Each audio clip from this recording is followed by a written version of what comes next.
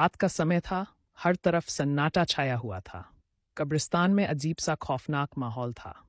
दूर कहीं कोई उल्लू की आवाज़ गूंज रही थी। एक पुरानी कब्र के पास एक बुजुर्ग बैठे हुए थे। उनके चेहरे पर झुर्रियाँ और आंखों में रहस्यमय रोशनी थी। उनके सामने एक मिट्टी का दिया जल रहा था, जिसकी लौ बार बार तेज हो रही थी, जैसे कोई जादुई क्रिया हो रही हो। बुजुर्ग के हाथों में कुछ काले मोती जैसी चीजें थीं, जिन्हें वह बार बार पढ़कर कब्र की मिट्टी पर फेंक रहे थे। कभी वह कुछ अनजानी जबान में बोलते और कभी जमीन पर लकीरें खींचते। पास ही एक काले रंग की मुर्गी की बाकी बची हुई हड्डियां पड़ी थीं और हवा में जलने की कोई गंध फैल रही थी। ऐसा लगता था जैसे कोई रहस्यमय और गुप्त क्रिया हो रही हो। कुछ ही पलों बाद कब्र के आसपास अजीब सी हलचल शुरू हो गई। मिट्टी खुद ब खुद हिलने लगी और एक भारी आवाज कब्र की गहराई से उभरने लगी। बुजुर्ग के चेहरे पर शांति थी, जैसे वह जानते थे कि उनके शब्द असर कर रहे हैं। वह जोर जोर से कुछ पढ़ने लगे और उनके चारों ओर एक अजीब सी हवा चलने लगी।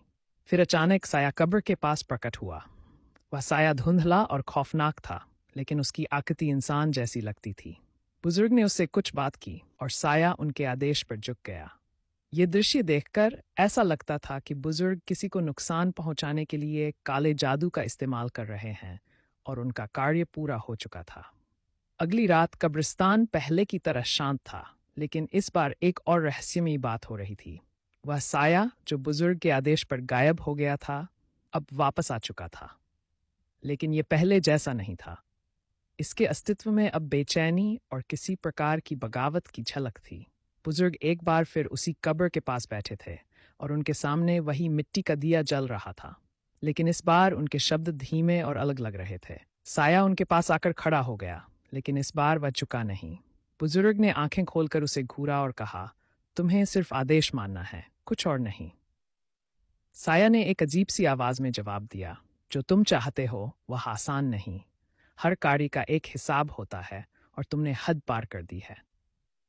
यह सुनकर बुजुर्ग का चेहरा सख्त हो गया। उन्होंने कुछ पढ़ना शुरू किया, लेकिन इस बार साया पीछे नहीं हटा। इसके अस्तित्व से निकलने वाली ऊर्जा बढ़ने लगी और कब्रिस्तान में हवा बेकाबू हो गई। ऐसा लगता था कि बुजुर्ग के अधिकार पर सवाल उठाया जा रहा था और यह रात उनके लिए पहले जैसी नहीं थी।